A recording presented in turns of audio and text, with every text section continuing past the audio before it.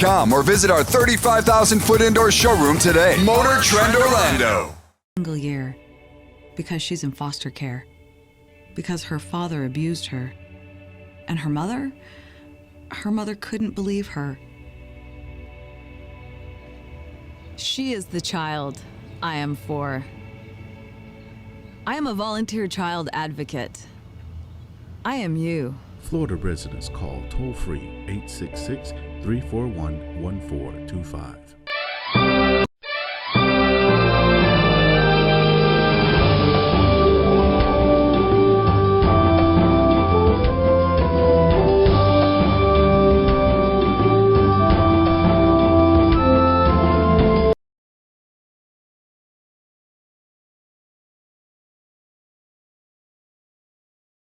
Hi, Leslie. Thank you so much for taking the time to speak with me. I've been so worried about you.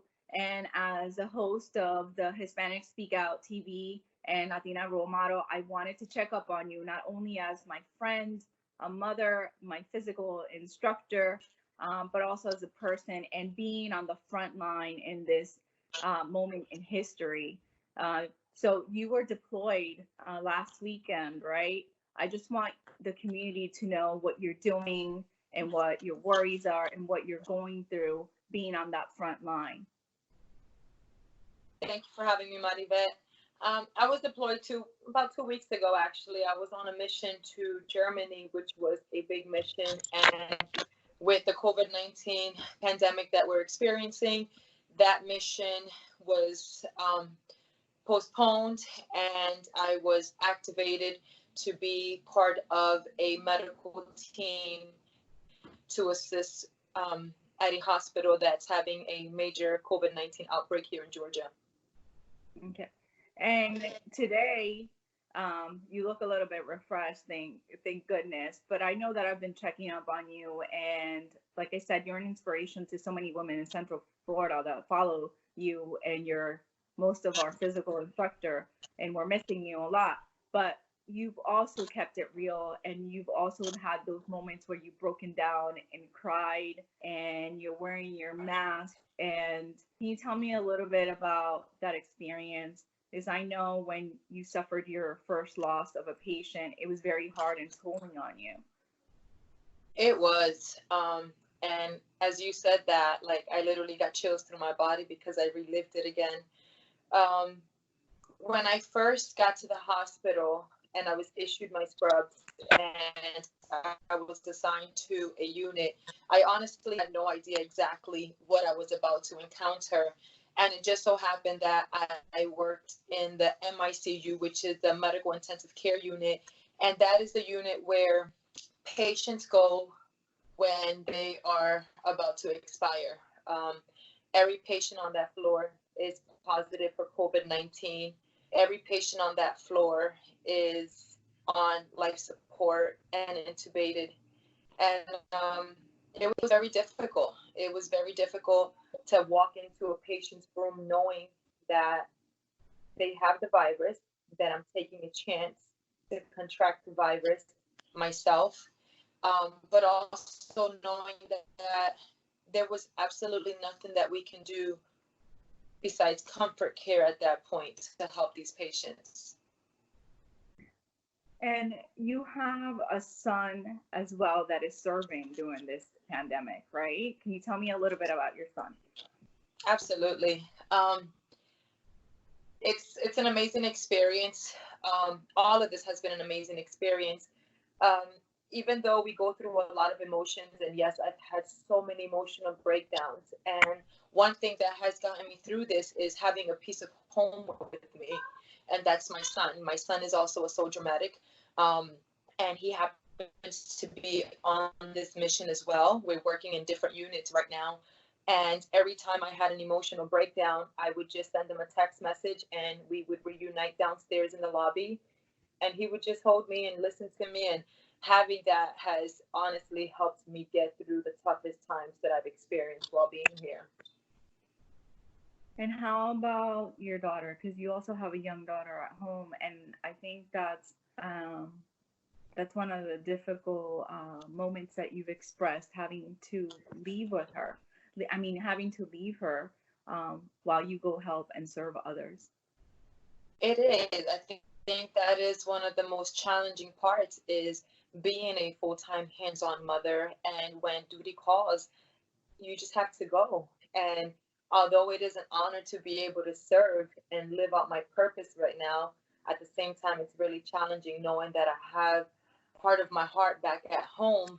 And she's turning 13 years old tomorrow. And that's probably what makes it most difficult as well, is not being able to be home to be able to celebrate her birthday. And what are some of your worries while you're there that you encounter sometimes? One of my biggest concerns is not knowing when I'm going home. There is no end of mission right now. It could be in 2 weeks. Actually, it can't be in 2 weeks, because being that I'm being exposed directly to the virus, we have to quarantine ourselves so that we can be sure that we don't take it back home to our families. So that's one of the biggest things, not knowing when I'll be home, not knowing if I do get the virus, how will my body fight it, and the emotional toll that it takes on you. I thank God that I'm a woman of faith and I know I'll get through this, but it has affected me already when it comes emotionally and mentally. And I've had to stay positive, and I'm thankful for the support of my friends, through this as well. And have you had any instances where you had lack of masks? Are you being properly taken care of in order to be able to serve others? So that subject right there, the hospitals do have a shortage of N95 masks, which are the masks that we wear underneath our surgical mask. And at the time, nurses and doctors and the people that are assisting on the missions are having to reuse the N95 mask. Being that I'm in the military, they're definitely working on providing everything that we need to ensure that we have the proper PPE before, coming directly in contact with positive patients. And question, what made you join the Army?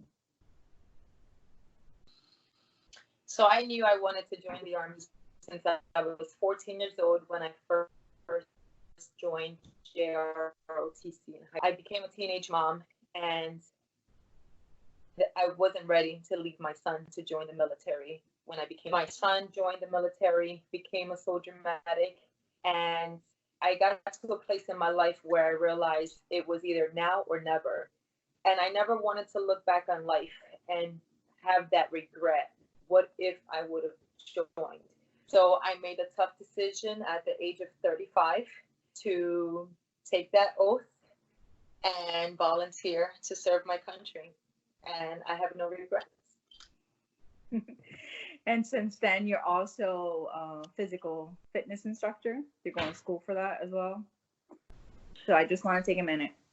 So I just want to take a minute to express something very, very important. I'm a big advocate on health and fitness.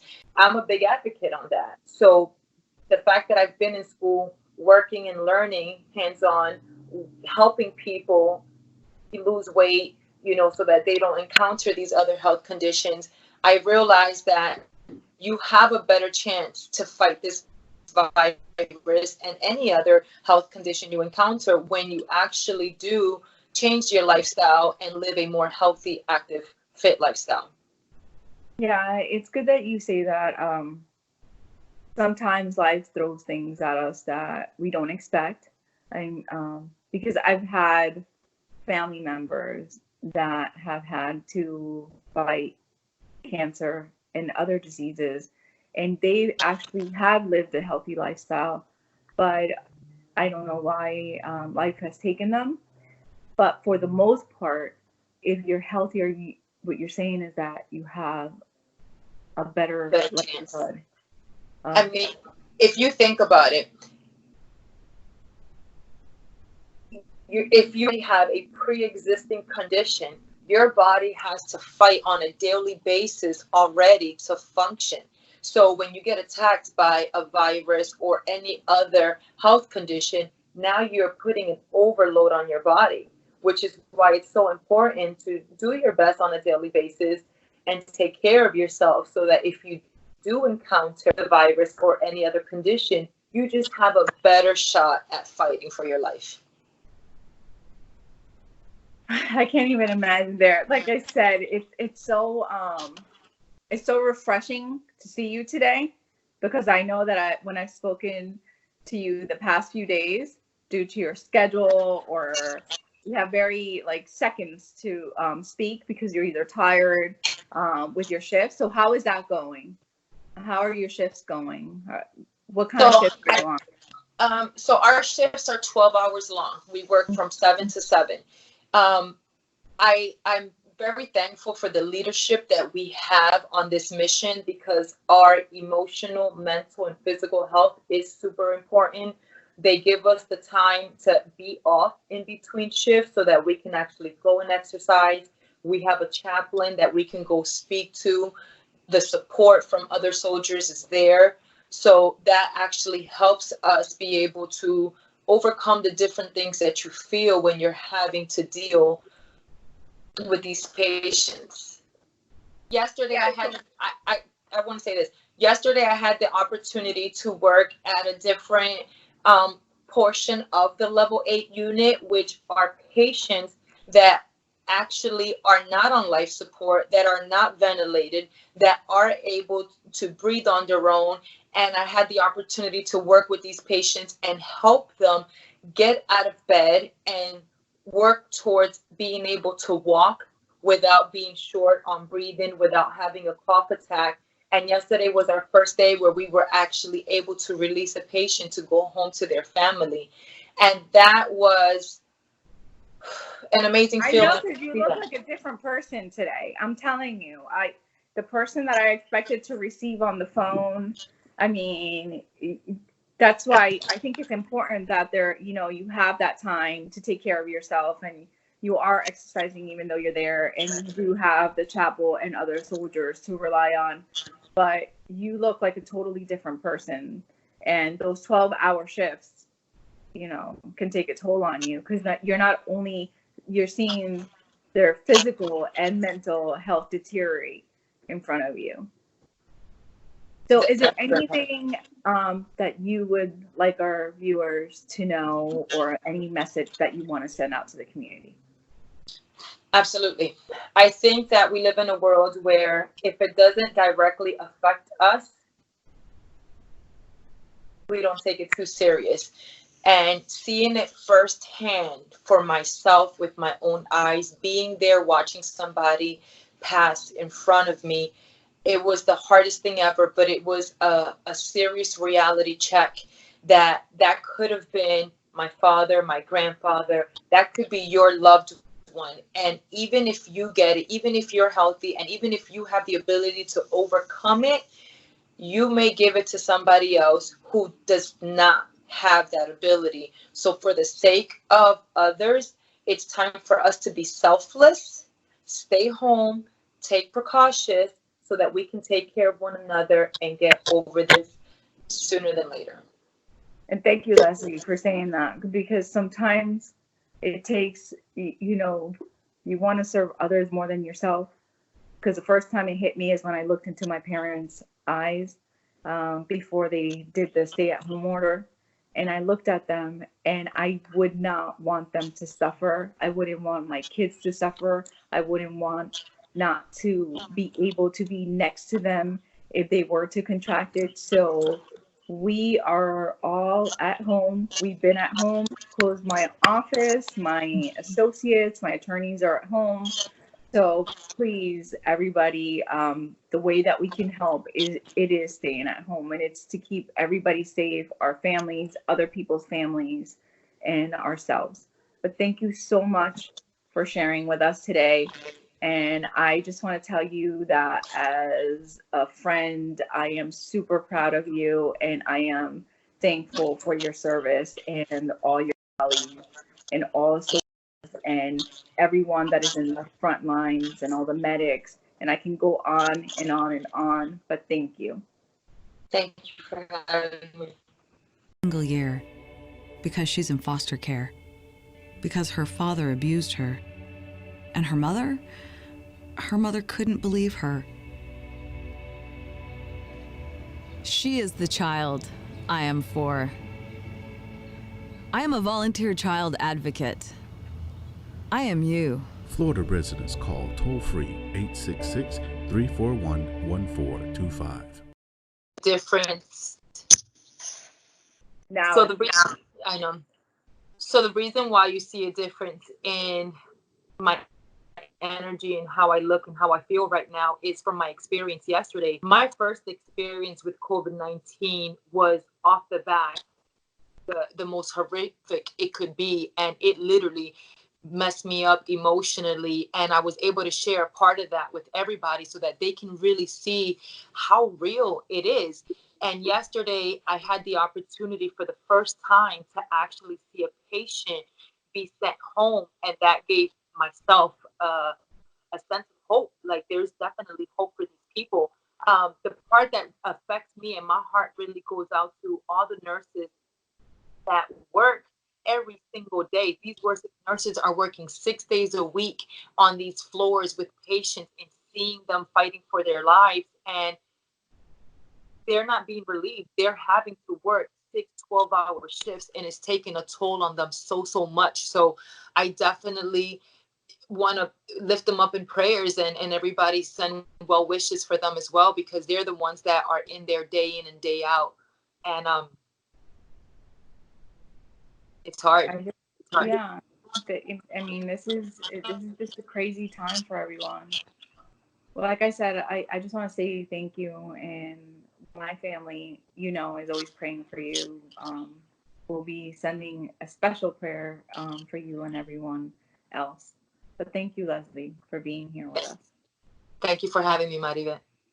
Thinking used car? Finally, there's a place just for you. Motor Trend Orlando, the all-new used car superstore. All makes, all models, all certified, all at one place. Hundreds of vehicles. Toyota, Honda, Nissan, Ford, Chevy, Lexus. All makes, all models. Prices up to 65% off original MSRP. All Motor Trend certified vehicles. Finally, the name you can trust in used cars. Motor Trend Orlando. Check it out at mtorlando.com or visit our 35,000-foot indoor showroom today. Motor Trend Orlando. I'm Jose Miranda, and this is Hispanic SpeakoutTV, and I'm on the line with Anna Gibbs from give me your organization again. Sure. I'm Duke Energy. Right. And your position is what? I am a spokesperson for Duke Energy. Okay. We are in a crisis, and a lot of people want to know how your company's doing, how you're doing, how people are going to work along with your company. So please bring me up to speed a little bit. Sure. So I'm going to turn this off so you can't hear it. So basically what we're doing is we want to help our customers because we know this is a tough time for everybody. And some of the more, what we hope, some of the things we're doing that will hopefully help our customers.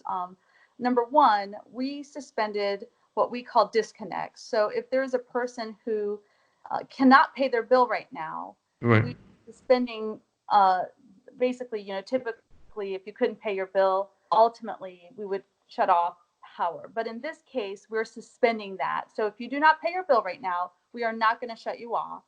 And we will work with you. Eventually, of course, we will have to collect that. But at that point, we will work with you on payment plans or whatever it may be so Right. that, you can, in fact, kind of catch up to whatever you weren't able to pay at this time. Well, we were speaking off air yesterday, and we talked about the fact that perhaps people are not going to be able to work for a substantial amount of time, and their bank accounts will go to bingo. You know what I'm saying? Zippo. Sure. So how would you work with somebody in that particular case? So there's a few things. One of the things that, of course, we suggest is that we want people to pay what they can now, because what does happen, and I think what you're referring to is over time, whatever bills you don't pay now, they kind of do build up. And Right. so once, and we've committed through basically not collecting or not, that we won't shut anybody off Right. through basically, as long as we're in this, I guess, national disaster phase. So as long as we're in this national state of emergency, we won't shut people off. Once that phase is over, we would ask people at any point, they can call us to make payment plans. So we can help them in that way. But we Okay. still encourage people that whatever you can pay, and those Right. people who can pay, whatever that amount is to pay now, because that will help you later. So that amount that's currently building up, it will be less in the future, if that makes sense. Yeah. Just to reiterate, just because I'm affected by this thing and I have no money, as long as I call, we're going to be okay with that. As long as I tell you, hey, I'm still being affected by this disaster, you're going to go, okay, Yeah, so work with me. right now, even if you don't call, we're not disconnecting anybody. So, but I think what we're encouraging people to do is anybody who can pay does pay. And once we do get out of this national emergency, I would highly recommend that you call us so that we can, in fact, work with you on basically all the amount that has been kind of building up during this time. So, Anna, are you suggesting that the person does not have to contact you weekly while this disaster is, because you would know when the disaster is over? Correct. So right now you don't have to, but you are welcome to if you'd like to set something up. So right now we've suspended all. We are not disconnecting anybody at this time. Right. So right now we're not disconnecting anybody. So it's okay if you don't call us. Again, our suggestion is that you do try to pay whatever you can, Right. because the example I gave is there are a lot of people right now that are pretty much offering the same thing that Duke Energy is offering. So if you Right. start adding up your electricity bill and your car payment and all the other utilities, and you don't pay any of them for the extended amount of time, Right. it's important to understand that the bill isn't going away. Right. It's just kind of building up in the background. And so I think it's better if you can pay something towards any of those things, it'll Yeah. be helpful in the future, because it's not the bill doesn't go away. It's just that you don't have to pay it right now. It'll be at a later point that you would have to pay it. Please forgive me if I'm being ignorant on this. That's Okay. okay. That's okay. um, if at the end, I don't know, let's say I owed $1,000 worth of electricity. Sure. Okay. And I just started to work at um, Publix at Sure. minimum wage. Sure. Okay. $7 an hour. Okay. So I come to you and I said, my bill's $1,000.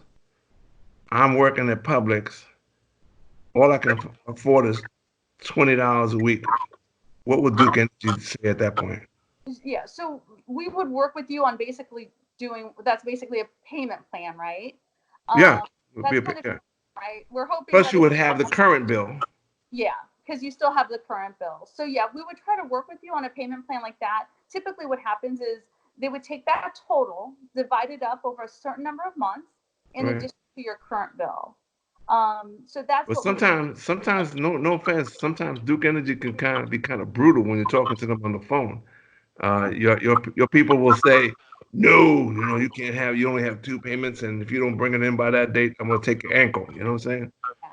So I hope that's not typically true. I mean, right now, not only are we waiving, like right now, you don't even have to call and we're not cutting anybody off. We're Yeah. also waiving late fees. We're also waiving any fees associated with return checks. So we're basically waiving any fees associated, kind of like how I just described, in addition to not cutting anybody off.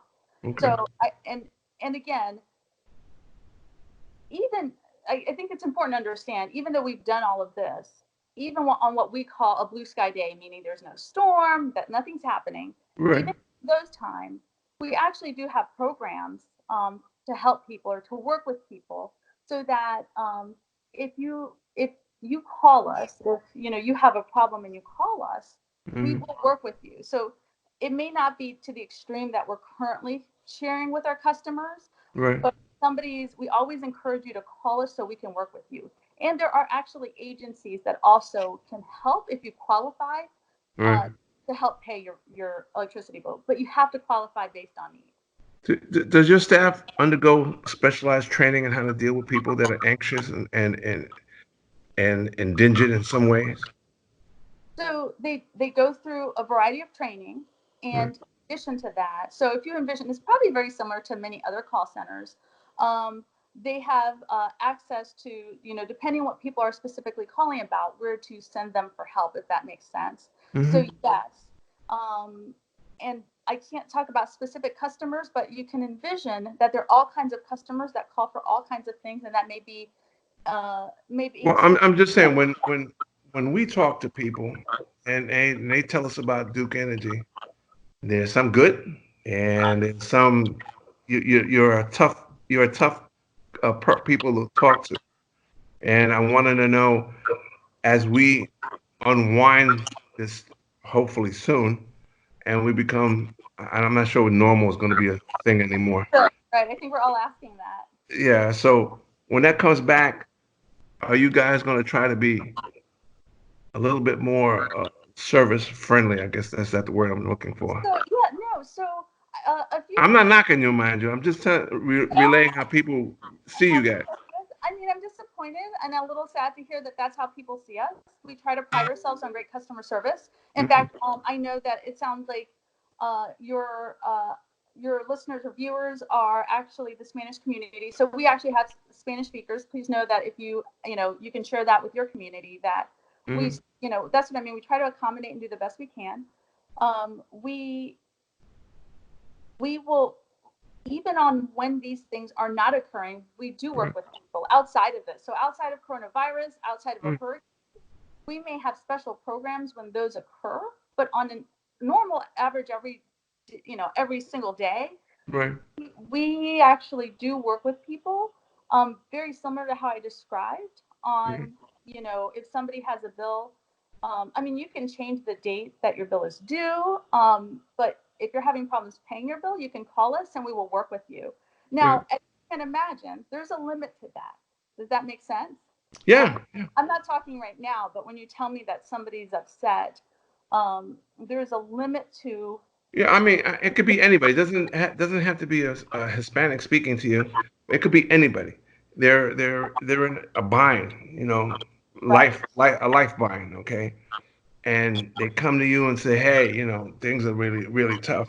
I just want to assure people when they're listening to this Yeah. that there's a kinder, gentler face associated with it, and that they And have that's someone why they could talk to. right. I'm concerned that you're hearing otherwise because, like Yeah, I'm saying, even outside of this circumstance, yeah, are different things that people are offered to help them right. so that, oh, did I go away? No, yeah, I still see you. Oh, okay. Uh, on my screen, everything went black. Um, so even outside of this, we have programs and different things that people we will definitely work with our customers. We work with Right, our customers, even if it isn't, whether it's a hurricane or this type of emergency situations, we try to work right, year round. So we try to work with them regardless of the circumstances and know right, that, and even outside of this, during 365 days a year, there are different programs, everything from budget billing, right. fixed bill, and even different types of nonprofits that actually help people pay their bill if they qualify. Well, thank you, Ms. Gibbs, for taking the time out to join me. This has been Hispanic Speak Out TV, and stay tuned because I'm going to speak to Ann again further about stuff. We'll see you soon. Thank you for having me.